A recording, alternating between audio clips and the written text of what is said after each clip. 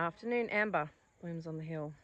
I have to apologise once again for the background noise of chainsaws. It's kind of like it's a serenade that constantly happens around here. But anyway, I thought today I'd chat to you about foliage. But first I wanted to show you this. Look at this. This beautiful huge bouquet was not made by me. I do not have natives like this. This was made by the amazing Jenny Morrison. She has flowers by Jenny Morrison. So she's the wife of our livestock agent. And she actually invited me to lunch. Where did we go to lunch? On Wednesday. So 2 days ago, went there for lunch and she showed me her garden. And she grows all these beautiful natives. Now, things like proteas here. These are actually from South Africa. There's an amazing protea in here, I don't know if you can see it, but it's like a yellow with pink. It's incredible. And I think it's a queen protea, and there's a waratah in here. This is a bit of alströmera, a pink one. I have no idea what this is. Some sort of foliage. There's also a spiky, you can see there's a spiky foliage in here, which spiky plants, Australia has a lot of them. If you're overseas, we have all these nasty, spiky, unusual looking flowers, but the foliage is always spiky and it's not really attractive. But then again, like, it looks amazing in here. And so she's using all these things and it's just made me think, wow, I don't use enough foliage and I don't look at plants and think I could use them. So there's probably a heap of things in my garden that I could use that I don't. And this unusual fellow here too. She's thrown that in as well. So there's things like leucadendrons in here. There's all different types of those. And there's a few plants that I got just recently for Mother's Day. I bought a couple of leucadendrons as well. I do have some natives that are down in my paddock, but my husband actually shifted them because we needed this paddock space, but they don't like being moved. So just note, if you've got natives, Australian natives don't like being moved, so they didn't do very well. She's also got a piece of magnolia in here. So it's got the lovely, the leaves are brown on the back. And the whole thing together is just incredibly spectacular. I was so lucky to get this. I left it wrapped up because I wanted to show you before I undid it all and put it in the house. But how amazing is that? So if you're after natives, she's in Thorpedale and it's flowers by Jenny Morrison. She's on Facebook, so check her out. So these are the natives I was given for Mother's Day. There's a lovely king protea. That'll be gorgeous. And a white waratah and also a red one. I actually have already got a white and a red one. And they're making progress, but these things, to get to a massive bush, they're going to take 15 years. So it's going to be a long time before I can be putting any natives in anything. I did buy these two a little while ago. This is a leucadendron, so a real burgundy one, which will look great in late autumn bouquets. And also just this green one as well, which ends up with these reddy orangey bits on the end. And they're not called flowers. I can't remember what they're called, but you know, I'm not great on natives. But these are the two different leucadendrons. So the one thing I thought I'd do today is just do a really quick scoot around my garden. And even though it's late autumn, there's not as many things out at the moment. Lots of trees have lost their leaves. But I just thought we'd have a look at what we could potentially use as foliage, because that's one thing I always forget to do. I look at plants and think, oh yeah, I can't use that, I can't use that. But who says you can't use that? Okay, you can use anything you want. If you're unsure of whether or not you can use it in a bouquet, you just need to cut it and put it in a vase and just see if it lasts, see what it does. Sometimes you'll find that things might droop. For example, I will cut the saplings that pop up of the pear tree. I get all these little saplings of sprigs of foliage that will pop up in my orchard, and I will cut those. And they're lovely because it's a lovely fresh spring green, and then they get a slightly orange tips on them.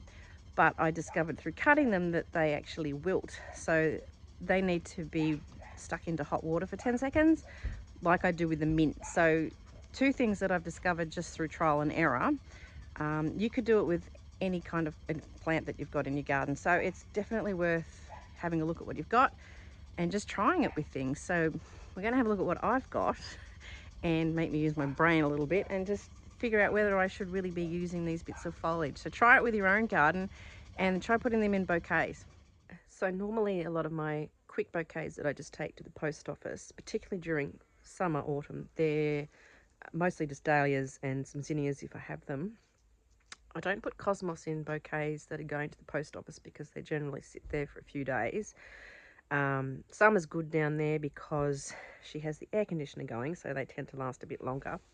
A spring, not so good in terms of lasting because she'll have the heater on because it's still cold.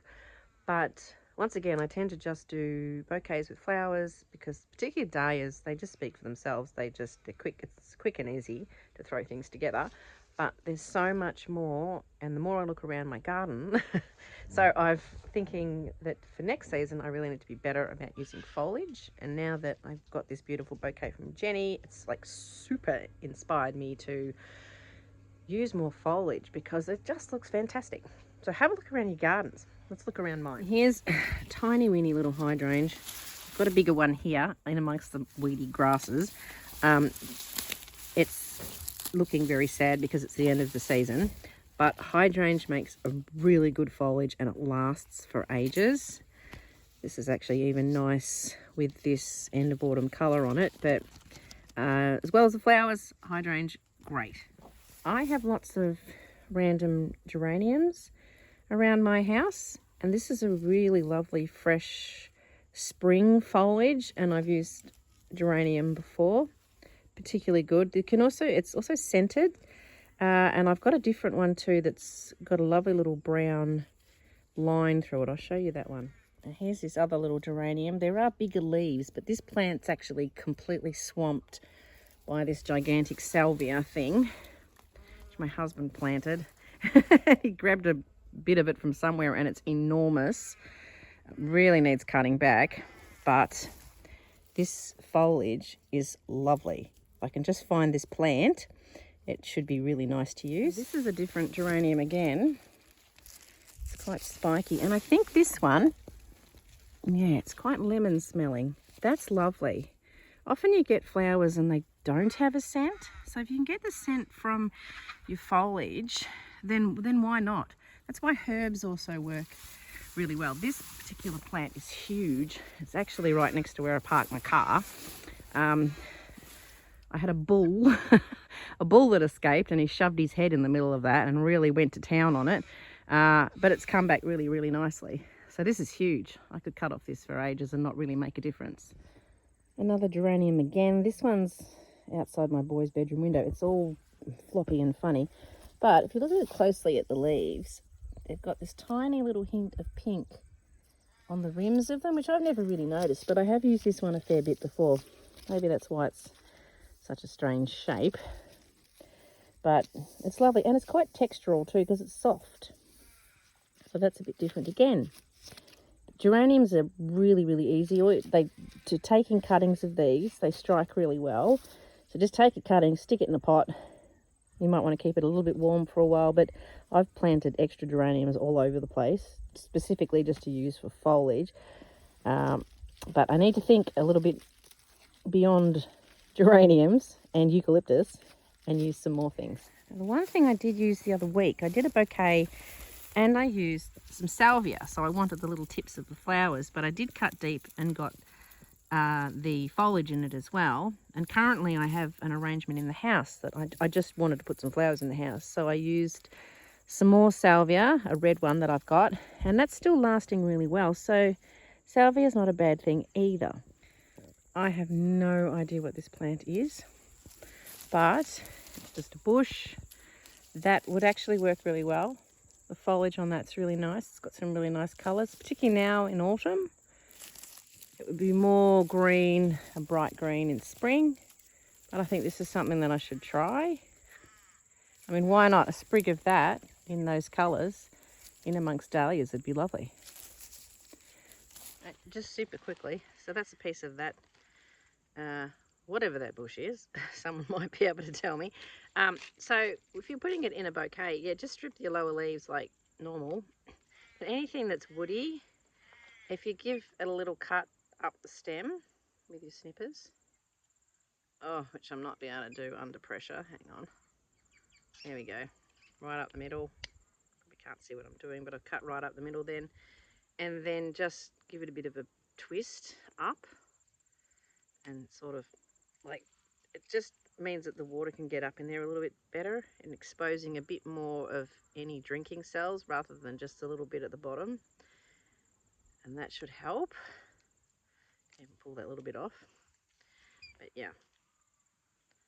So just to try and make those last a little bit longer. So with this, I just go and stick this inside, see how long those leaves last, and see how good it would be as a foliage. But that's, see, simple, but things I don't think of when I'm in a hurry. Don't forget your foliage. Now I do have a crabapple. This would make beautiful foliage, but my crabapple is tiny and it just doesn't seem to grow. But anyway, eventually, hopefully, maybe because this silly bush here is in the way and it's not getting enough sun, potentially that's the problem, but that would be nice. I have lots of salvias.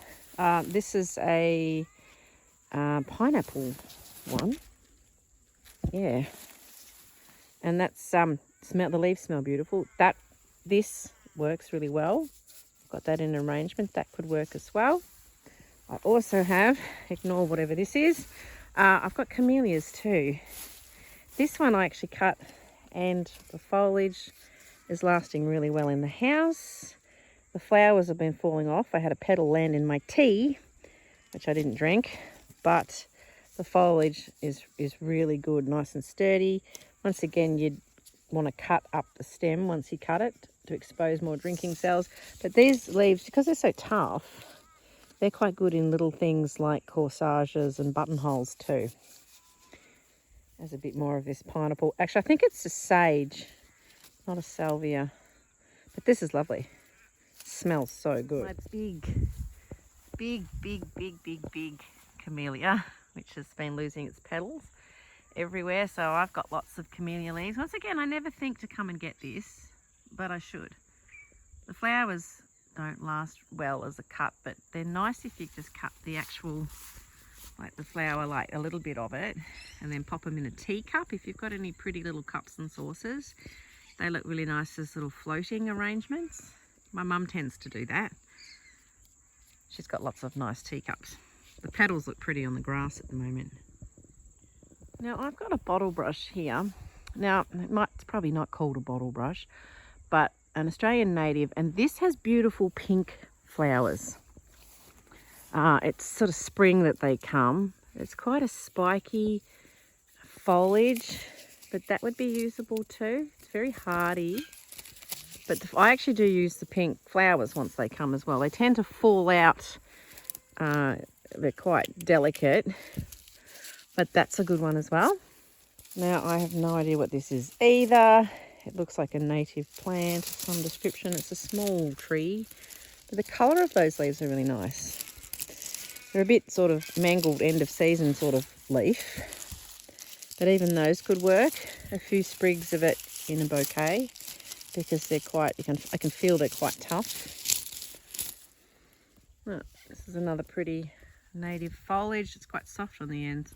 I really don't know the names of any of these, because these are all just here when we moved here.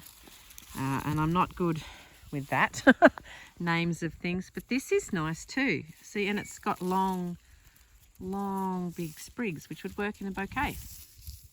I've also got bottle brush. Is that right? It's been kind of half hacked down, but it's coming back nicely. But there's nowhere here you could actually cut these really to put into things. Potentially this could be one of what I've got in that bouquet that Jenny gave me. If a branch comes out longer, but they tend to grow down inside in the middle of some extra fronds. That could certainly be interesting if I had a long enough piece of it. So maybe in a few more years. Isn't that unusual? Australian plants are just so strange, along with our weird animals. Rainbow and Lucky are enjoying the front paddock. These big logs, these are from the trees that fell across the road during the February sudden storm that we had. And the tree maintenance people put them in our front paddock, asked me did I want them. I thought, oh, we might use them for something eventually, but we need to borrow a Lucas mill, I think. These two are enjoying their new paddock. Now this is a tree row we planted. So these are photinias with their lovely red tops. So hopefully this will all bush out nicely, this row. And we could cut this into potentially a head shape, but this is here to create a wind block for this paddock below. But I have used this before. I actually used it September wedding last year. I put it in a table arrangement, but the red bits on it are the new growth, and that is really nice as well, particularly for an autumn arrangement. And the other thing I do have is Pitostrum, or some people pronounce it Pittosporum. Take your pick. I've got a whole hedgerow of it next to the neighbours, lots and lots of plants of it, and it grows really, really quickly. And I have the one with the tiny leaves, and that's actually, it's really pretty, but as a foliage it sort of doesn't do a lot. So sprigs of it in something are nice, and I've taken it actually to markets to use as a foliage, and it does get very floppy if it doesn't like the heat. So yes, it does work, but you would need perhaps lots of it, or maybe it's just in there being like a slightly, like for interest's sake. But that's probably like the main things that I've got when I look about my garden. I actually don't have a lot of established sort of like bushes and trees and things to cut from, so that's certainly one thing I need to get more of. But I'm going to go down and have a look at the natives that were put in. Let's go and have a look and see what state they're in, if anything survived. So I'm below my hoop house, and this was where, along this fence line, next to where my husband planted potatoes. Ignore the cape weed now, that's the potatoes are finished. That's a dead one. He planted them down here. Of course, as I said, they didn't love it. This one's fine, and is actually, this leucadendron's actually been growing okay. So well, I'll weed around here, and I'm going to put some mulch. I've got heaps of that mulch that the tree maintenance people left, and try and create a weed-free area. And I'll be careful not to put the mulch against the stem of the plant, because I don't think that would do it any good, but weeding around that. There's another dead thing. I don't know what that was. Here's something down here. Oh no, look at this cakeweed, it's crazy. This, I don't know what you are, but you are something. There could even be a label, but no, but that is something. It might be a wax flower even. I know I was given some of those, but that actually looks like about it. It's a little bit sad. I am a bit loath to even put anything down here, because this is at the other side of the paddock where I put my dahlias, and I'm so busy with that side of the paddock and my flower patch, which is above it. I actually don't venture over here, so it's kind of like, it's not out of sight, out of mind problem. So probably if you're going to do something like this and put shrubs in that can end up being like plants, as in perennials that you can cut from, and foliage plants, they probably need to be somewhere where you're going to remember where they are. This cakeweed's really long, and I'm getting a rising tide of wet up my pants because it's really damp. But I did put down here, I put silver dollar gums that I grew from seed. So they're along the bottom of this fence. Some of them are doing better than others, but they are still alive, so that's good. Go. Silver dollar gums that I started from seed. How pretty are these? What a beautiful colour. They're just gorgeous. And there's another one in the corner over here behind all that long grass. And then there's another row further down that way. It's cool. There's quite a few along here. That one's been chewed on a bit. Some are really hard to see because they're only just little sprigs. So I need to come down here, I think, and really try and clear what's going on. It's a big one. Here's one that's almost up to my waist. See, this one's a lot bigger, but something's been eating this one. I don't know what would want to eat eucalyptus, but something's been at it. This is going over to the other corner. When all's said and done, they're actually doing okay because they're slower growing. You tend to find that they'll sit looking like this, small, for a couple of years, and probably by maybe the 5th year, suddenly they're massive trees. When I say massive, they're quite sizable. They really take off. I'll show you, this down below is a dam of ours, and there's some gum trees around here that we put in. And yeah, once they get those roots established, they really suddenly just take off. So that's what's hopefully going to happen with all of these. But they do just need to stay small enough, of course, that I can keep picking off them. But you know, this foliage is going to be great. And then there's another one over here in the corner. So a really good idea to make double use of foliage is to use plant hedges and have things that you can cut. My mother-in-law has a fantastic privet hedge. It runs down her driveway, and it's something that you've got to keep maintaining, so all the fronds get a little bit out of control, and then she comes through and she's got to, cut it, make it a nice shape and that sort of thing. Rather than doing that, if I'm there, I really just need to cut pieces of it, so it helps tidy it up. But also, that can be used. Privet's a really nice one as well. Yeah, but planting hedges is good as windbreaks. They also look really nice. But if you're going to plant a hedge, plant something that you can use as a foliage. And this is my Cineraria, or Dusty Miller. There's a few of it dotted around my garden, but this I grew from seed, and this is specifically for foliage.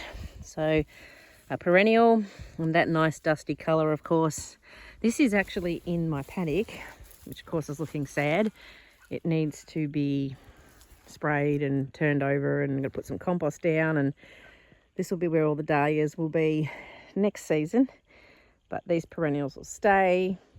I think eventually there'll be more things in here that'll stay, because I've just bought 10 roses of the same variety, so they'll potentially have to come down here. Finally, just a little quick garden update. I've been pretty busy. Been planting out a few things, like really tiny little seedlings, because I just want them out of my greenhouse. So I've put chocolate lace out. I actually sprinkled some chocolate lace seeds here. The benefit of having compost, it means that the seed you're wanting to come up, you can see it easier. It's not competing with weeds at this point in time. I've also been doing a fair bit of weeding, so snapdragons have been weeded. I put in some new seedlings that I bought just because I happened to see them, so that's just filled out some gaps. They're actually snapdragons from last year. I have weeded around these roses, put some compost on them and some mulch to hopefully keep the grass and weeds at bay. This is what they were like. Isn't that terrible? And this one down the end, this horrible creepy couch grass stuff is halfway up my rose. This is terrible. It's awful stuff. But anyway, I'll get that all off and make them look nice like I have down here. Now that my chickens are not living in here anymore, I can see that the freesia bulbs are starting to come up under here. I'm a bit loath to take this off though, because I'm wondering whether the foxes are going to dig them up. I think I talked about this the other day, and I can see too that the Dutch iris under here are also coming up as well. But I might leave those on a little bit longer. This whole bed now is sowed with carrots. Lots and lots of carrots, so that should be exciting. The no dig beds, I've got a few in now, so that's good. Probably make another one. I don't know whether I'll do it today, but the next one will go in here. Just doing one at a time. There's nothing in here yet, obviously. I think the dogs run over it, little footprints. I've actually planted some stock out. I know they're tiny, but once again, I wanted to get them out of the greenhouse, but they're in here and they're doing okay. They don't mind being transplanted, so they're all right. Anyway, that's what's going on around here. Thinking about foliage, thinking about next season, getting beds created just gradually. It's not a panic, because as they're created, I can plant things out, and seedlings are still relatively small, so there's no hurry with this. also, yeah, been doing the weeding around the roses, and I've got roses over the other side of this tin fence there where there's some rows of them, and I started weeding them yesterday, so I'm going to compost around those and put some mulch down, hopefully keep the weeding down. There's some peonies in there too, so have a look at see how they're going. And I've actually had some arrive, 4 new ones, and I think there's 3 more to come. So I've got to find a spot for those. I'll probably put them in here in this flower patch area because I'm trying to flip over to more perennials. I've also got some echinacea coming, some achillea in terms of like little plants, and I did order some liliums. Never had liliums, so those bulbs, are they bulbs, rhizomes? I think they're bulbs. So I'm going to put some of those in, and they go in and stay in too. So once again, thinking about doing less work, so having things that can just go in and stay in. So they will also go into this flower patch area. Just find a spot for them, or yeah, potentially they could go in the paddock, but that's not ready to plant anything in yet. So, but anyway, so that's what's going on. There's a lot happening, but it's at a much more relaxed pace. Now that the dahlia's out, I'm feeling a lot calmer. I was feeling quite stressed and actually not enjoying things because the dahlias were still in, and it was all this work that was just getting on top of me. I did have my eldest son come on Mother's Day and dig up all my dahlias for me, and he did that in just over an hour. It would have taken me weeks. So once that was done, and then all the tubers put away, which actually wasn't too bad, then things have just felt so much better. So now I'm just doing all those tasks, sort of the end of season tidying up things, the things that you don't get to through the season because you're so busy with harvesting and maintaining the actual plants you're trying to sell, all the flowers you're trying to put into bouquets. So now it's things like, weeding those roses that have been staring at me in the face, looking terrible, making me feel bad, but it's okay now. I can get to all those little jobs. So July will come round, and then I can prune all my roses and do all those sort of seasonal things and just sort of take a bit of a breather. I did order yesterday some more, as I said, some more roses I've got coming. There's a flower farm, I think she's down in Stratford, but she's actually closing her flower farm. So she's had clumps of dahlia tubers for sale and roses in packs of 10. So she's dug up her roses. So I managed to get beautiful Charles Austin, which is a David Austin rose. So 10 of those. And I don't know whether they're 2 or 3 year old, but they're going to be fantastic. Beautiful, apricot-y, peachy, pinky. The photos, it seems to sort of alter and vary, and amazing, amazing wedding colour. So having 10 of the one is going to be gorgeous, because mostly I've just got the one of varieties, which is all well and good. But if someone wanted a bigger event, not so good. So these are going to be great. And then I did get 4 clumps of dahlia tubers, 2 of which I've already got, but I'm only going to have like 1 clump, and goodness knows how many tubers, probably not many. One called Boundary Snowflake, which I've bought twice before, and both times it's just disappeared. So have a clump of it, see how we go. And the other one was called Pink Show, which I don't have, so another pink one. Once again, trying to collect a few more wedding colours. So anyway, the dahlias have gone to bed, and I don't really want to think about them for a while. A bit over dahlias at the moment. So just plugging along with normal gardening jobs. So anyway, so thanks for coming along. Enjoying my waffling, I hope. Think about your foliage. Oh, we could even use this lemon tree, potentially. Look how sturdy. Although lemon is quite prickly. Watch out for your prickles. Anyway, just think outside the square when it comes to foliage, because I never do, and I need to remind myself to do it. So anyway, and that's another thing I wanted to show you, is this too. See this funny, I've got this funny bush. Look at this. I don't know what this is. Well, we've got this everywhere, but that could potentially, and there's a bit of grass attacking me in my face. That's something too that I could use. And even if I didn't want the little purple flowers, then they could just come off. So, things that I wouldn't normally think of, they're just right there. They're everywhere. Anyway, I'll stop waffling. I'll catch you later. Bye.